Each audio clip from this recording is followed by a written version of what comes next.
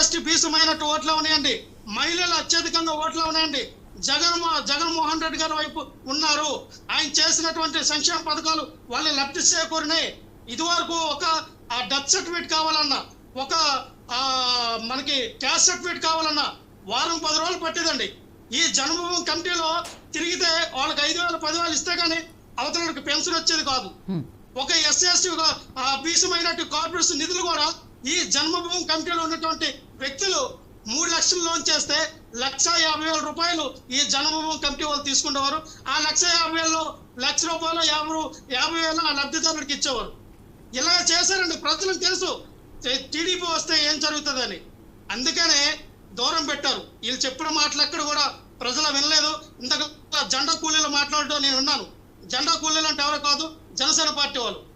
వాళ్ళేమో ఆ పెద్దపాలేరు పవన్ కళ్యాణ్ అయితే, చిన్నపాలేరేమో